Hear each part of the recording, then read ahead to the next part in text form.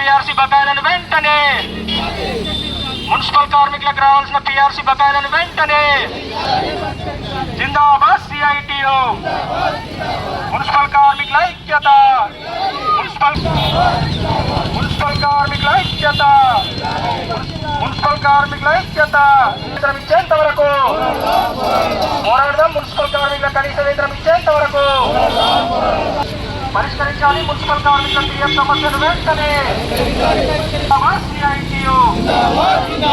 Municipal కార్మికుల ఐక్యత municipal కార్మికులకు ప్రభుత్వం ఇచ్చిన హామీలను వెంటనే అమలు చేయాలి. మున్సిపల్ కార్మికులకు ప్రభుత్వం ఇచ్చిన హామీలను మున్సిపల్ కార్మికుల పరిష్కరించాలి. మున్సిపల్ కార్మికుల సమస్యలను వెంటనే పోరాడదాం. మున్సిపల్ కార్మికులను పర్మనెంట్ చేసేంత వరకు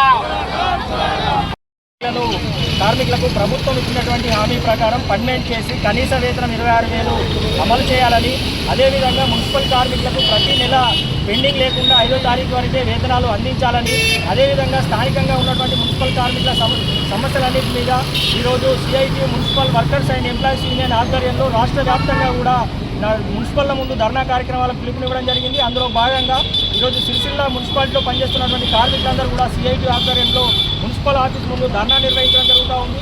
మరి రాష్ట్ర వ్యాప్తంగా 128 మున్సిపల్లో పనిచేస్తున్నటువంటి మున్సిపల్ కార్మికులను పర్మనెంట్ చేస్తామని చెప్పి కనీస వేతనం అమలు చేస్తామని చెప్పి రాష్ట్ర ప్రభుత్వం హామీ ఇచ్చింది. ఇప్పటికీ 14 నెలలు అవుతుంది అధికారంలోకి వచ్చి, అయినా కూడా మున్సిపల్ కార్మికుల పట్ల నిర్లక్ష్యంగా వ్యవహరిస్తున్నటువంటి పరిస్థితి ఉంది. పక్క రాష్ట్రం ఆంధ్రప్రదేశ్లో మున్సిపల్ కార్మికులకు 21,000 కనీస వేతనం అమలవుతున్నా ఉంది కూడా ఇక్కడ కార్మికుల పట్ల నిర్లక్ష్యంగా వ్యవహరిస్తున్నటువంటి పరిస్థితి ఉంది.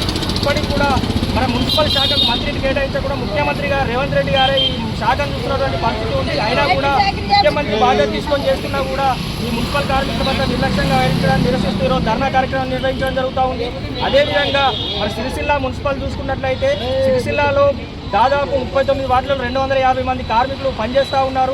వారికి సంబంధించి స్వచ్ఛ సర్వేక్షణ అవ్వచ్చు, పచ్చదనం పరిశుభ్రతలో జాతీయ స్థాయి ఉత్తమ అవార్డులు వచ్చాయంటే కార్మికుల యొక్క కృషి వల్లనే వచ్చినాయి. కానీ కార్మికుల సమస్యల పట్ల ఇక్కడ ఉన్నటువంటి గత పాలకవర్గం కావచ్చు, ఇక్కడ ఉన్నటువంటి అధికారులు పట్టించుకున్నటువంటి పరిస్థితి ఉంది.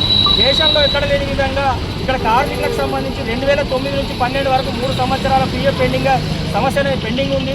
ఇన్నిసార్లు కమిషన్లు మారిన అధికారుల దృష్టి తీసుకెళ్లిన సమస్య పరిష్కరిస్తామని చెప్తున్నారే తప్ప ఆ సమస్యను పట్టించుకున్న పాపన పోలేదు. ఇప్పటికైనా జిల్లా కలెక్టర్ గారే ఇప్పుడు ఇన్ఛార్జిగా ఉన్నారు కాబట్టి బాధ్యత తీసుకుని వెంటనే ఆ పీఎఫ్ పెండింగ్ సమస్యను పరిష్కరించి కార్మికుల వ్యక్తిగత అకౌంట్లలో డబ్బులు వేయాలని మేము డిమాండ్ చేస్తూ ఉన్నాం. అదేవిధంగా గతంలో ప్రభుత్వము 11వ పీఆర్సీలో పెంచినటువంటి వేతనాలు ఏవైతే ఉన్నాయో 5 నెలల పీఆర్సీ కార్మికులకు బకాయిలు ఉన్నాయి. ఎప్పుడు అడిగినా కూడా ఇక్కడ బడ్జెట్ లేదని చెప్తున్నారో తప్ప కార్మికులకు పట్ల వాళ్ళకి రావాల్సినటువంటి పెండింగ్ సమస్యలను పరిష్కరించడంలో అధికారులు నిర్లక్ష్యంగా వేస్తున్నారు.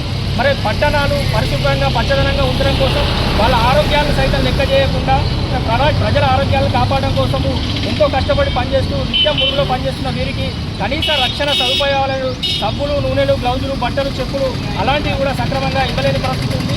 వారికి ప్రమాద బీమా సౌకర్యం కావచ్చు, ఇతర ఇన్సూరెన్స్ సౌకర్యం కావచ్చు, కనీసం ఐడి కార్డులు కూడా ఇవ్వనటువంటి పరిస్థితి ఉంది. కాబట్టి ఈరోజు వెంటనే జిల్లా కలెక్టర్ గారు జోక్యం చేసుకొని స్థానిక సమస్యల మీద ఇక్కడ చర్చించి సమస్యలు పరిష్కరించే విధంగా చర్యలు తీసుకోవాలి. లేకుంటే కనుక రానున్న రోజుల్లో మున్సిపల్ కార్మికుల సమస్యల పరిష్కారం కోసం అవసరమైతే పనులను బంద్ చేసి కూడా సమ్మెలోకి వెళ్తామని సందర్భంగా హెచ్చరిస్తా ఉన్నాం.